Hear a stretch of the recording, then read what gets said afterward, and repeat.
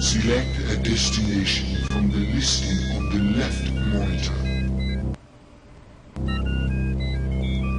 Hello everyone, and welcome back to Let's Play the Journeyman Project Turbo.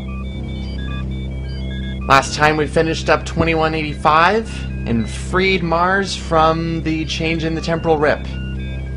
So with one down and two to go, our next destination is the World Science Center in Australia. Now if you recall, this is where Dr. Enrique Castillo was assassinated for his pro-alien lecture of sorts. So let's head there now.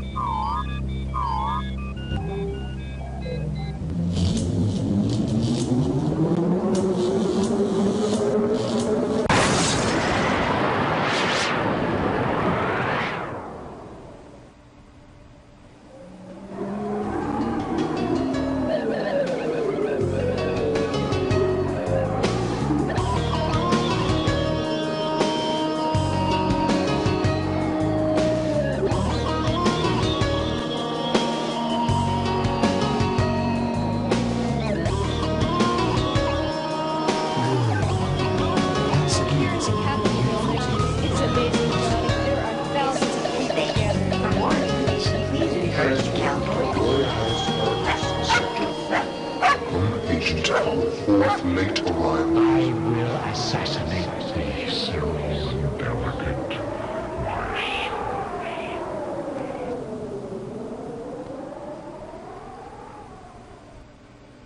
soul. Okay. I've been expecting you. I haven't. Oh God. Apparently we've just been shot with something. I kind of don't want to remove the... I kind of don't want to remove it. Then again, I don't know much about poisons. Apparently it was a poison dart, because it was small and cylindrical, and I was panicking. Yeah... I have perished. Well, at least I perished up against this comfy seat over here. Alright, I'll be back with Scary Robot. That is a horrible welcome. Very, very horrible welcome. How did he know that we were going to show up there? Very mean. I've been expecting you. Again, how does he know that we're here? Ah, boy. Well, the proper thing to do here is that we remove whatever we've been injected with. That kind of makes sense. So now we have a tranquilizer dart in our inventory, and yeah, now there's something in us. Hey, robots can't do that. They can't turn into humans. That can't happen. What kind of door is this, anyway? You are feeling drowsy. Thank you, game, for your wonderful thing. So yeah, we can't actually leave this room. If we leave the room, the poison that is in our... or the weird toxin thing, whatever we've been injected with, will take full effect once we leave this room, and we will die the same way that we've already died before. It's a very interesting dart, too. Apparently it has a small amount of the blue liquid that we've been injected with, because the rest is in our bloodstream. Alright, let's take a look around here. Looks like we're in a lab, or... yeah, looks like we're in a science laboratory or something. Then again, we're in a science sensor, so this makes sense. And we're kinda blurry. It's kinda bad. So we got a compound analyzer here. We got screens. We got stuff. Well, one thing we should do is use the compound analyzer here. Sinclair Laboratories. Does that have any reference to Elliot Sinclair, I guess? Well, what we can do here is put our tranquilizer dart into the analyzer and see what we've actually been injected with.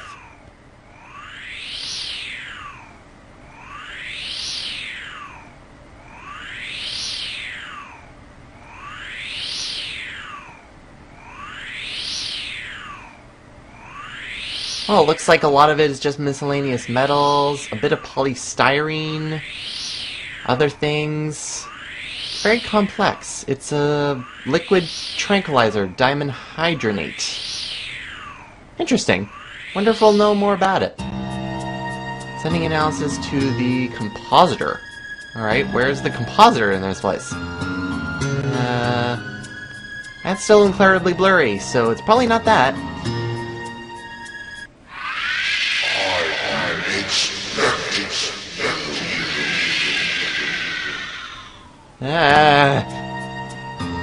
I don't think side effects include hallucinations about something we've just had. Like, well, this looks like whatever the compositor was saying. This is the molecular synthesizer interface. Now completing. Well, it's taking our information, so let's see what we got. Now completing download of molecular information from compound analyzer. Diamond hydronate is a relaxant commonly found in sleep and health aids. In combination with other drugs, its effects can be overpowering. For this reason, it is used as a base for many different forms of tranquilizers. Warning, this video contains some kind of chemistry. If you don't like chemistry, maybe you should skip it. There's a puzzle involved with chemistry, but it's not really that hard. Actually, it's ridiculously easy. But yeah, we need to make an antidote or else we are going to pretty much fall over because it's been mixed with a lot of other things, so it's very overpowering into the realm of being fatal. 3 thorazine-based molecules have been pre-programmed. These molecules are stable. So in order to make the precise antidote that we need for our particular tranquilizer, we have to construct it manually, which means that we have to pretty much make our compound ourselves out of the 3 base molecules that have been pre-programmed into the system. We have to put these molecules in the correct order, otherwise we have to begin again because the compound will be unstable and unusable. So let's begin. Base molecule number 1. Now, this is kind of a puzzle, kind of not. You don't have to know anything about chemistry in terms of this. All you need to know is pretty much trial and error in terms of putting each of these molecules into the base molecule in the correct order. There's not really much in terms of coherent ideas in terms of this. Just think of each of these molecules as letters. So here we got A, O, C, I, Y, and J. And we just have to put them in the right order. The correct order is O, J, I, A, C, and Y. Base molecule number 2.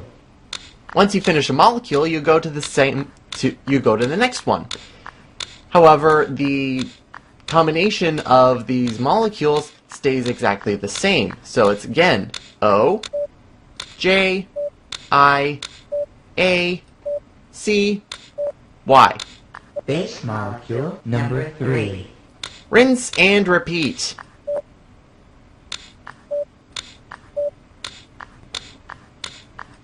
And this is what happens when you put it in wrong. Whoops, that's not right. There we go. You just get a boop and it just starts all over again. So it's really just trial and error. If you get it wrong, you just try another one and eventually you'll get the right pattern. 3 stable thorazine-based molecules have been designed. Building base molecules. Bonding additional molecules. Synthesis complete. The synthesized compound will appear in the molecular synthesizer. Alright, and there's our wonderful compound that will cure us of whatever has been put into our bloodstream, the tranquilizer. So we have no business here. And there's the antidote. And just like that, the antidote has been put into our bloodstream.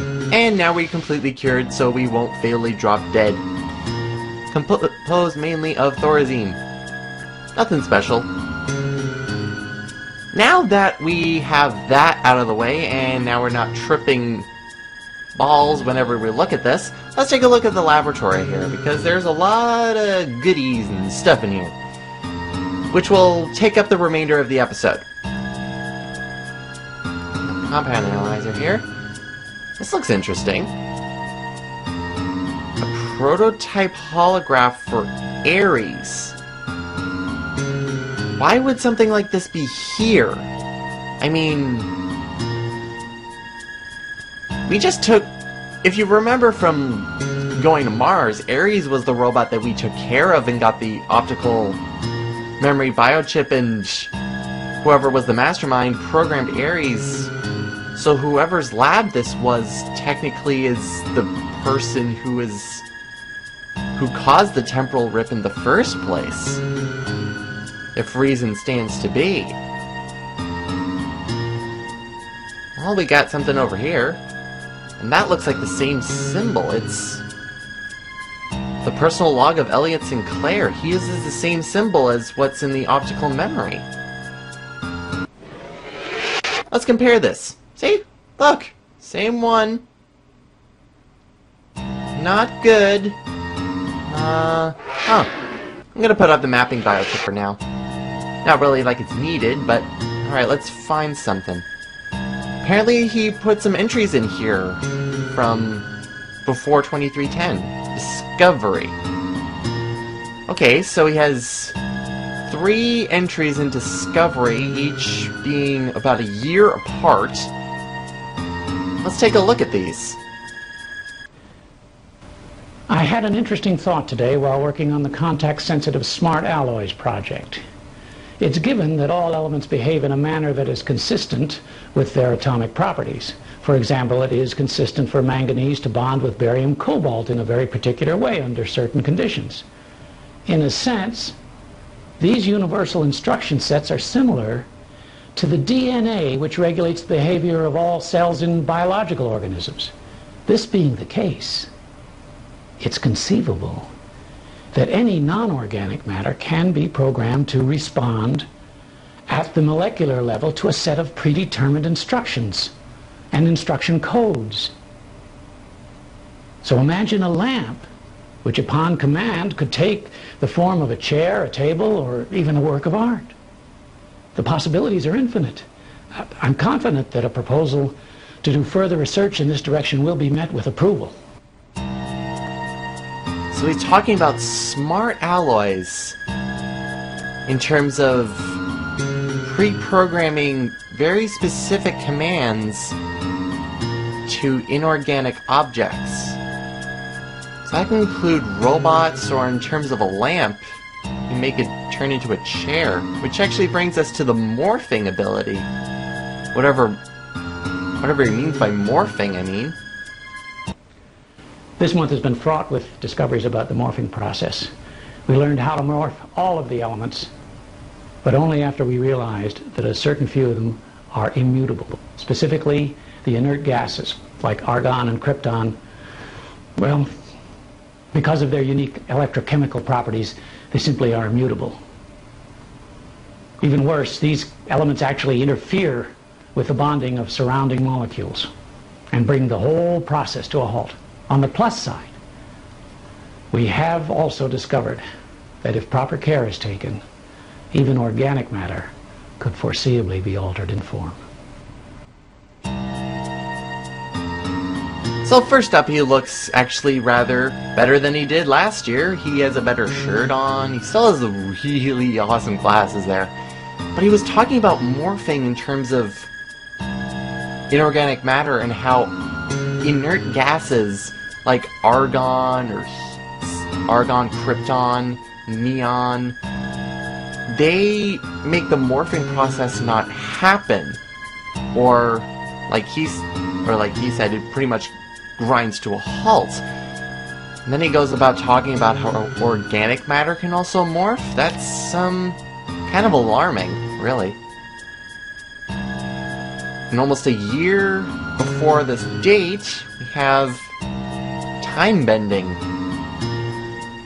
Well, it did say that Elian Sinclair was the father of time travel. This may be his beginnings.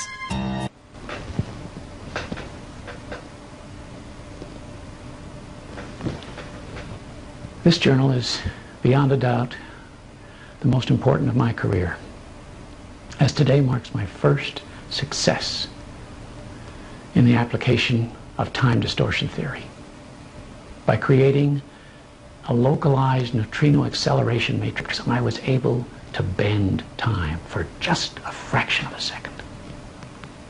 Anything entering into the distortion field slipped back in time for just a moment, creating a visual effect similar to light refraction in water in a swimming pool. It may not seem like much, but it's truly more than any physicist could hope to achieve in a lifetime. And while it may be eons before there's any practical application of this theory, everything great was achieved one small step at a time, and this is definitely the first step.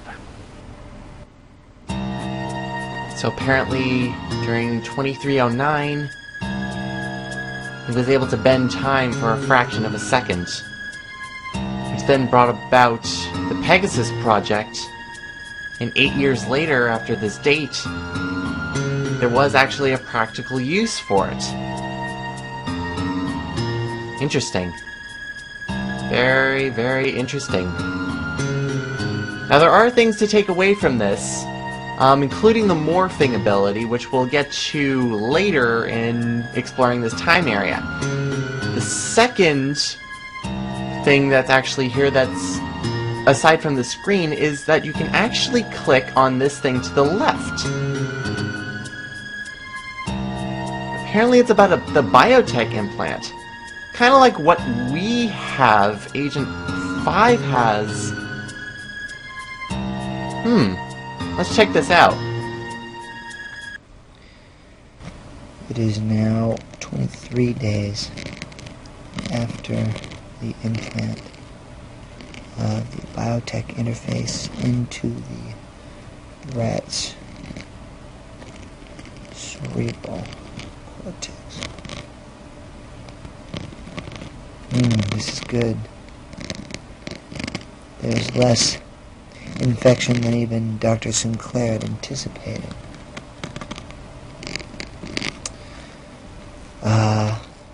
There are no signs of the interface protruding the tissue, and as we've seen, Algernon is getting along nicely with all of the other little rats.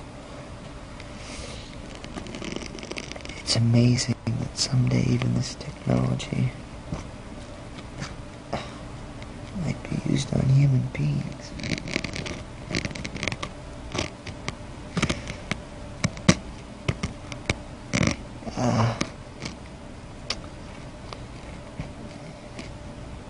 Can see no signs of any infection whatsoever.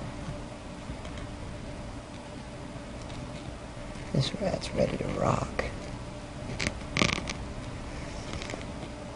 Consider this, Mousy.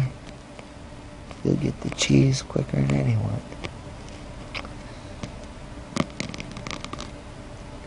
There are bits and pieces of overgrowth in tissue, I assume in response to the implant, but it seems to be loose and easily discarded.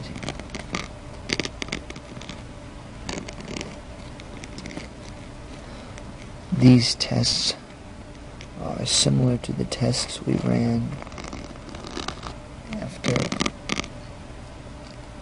2 weeks, and yet exponentially the rate of healing is happening accordingly.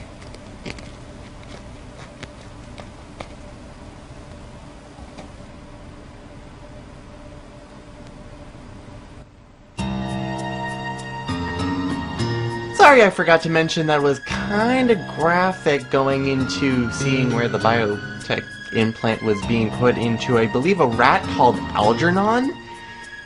Very interesting name, but yeah, sorry about that. Yeah, that kind of... It's also a video that goes on very long. Wow. So much information here. The biggest one is Ares, because it's Ares. We just dealt with him. It means that he was conceived in this lab, which is Elliot Sinclair's lab, if we're understanding the logs here. But what could it possibly mean?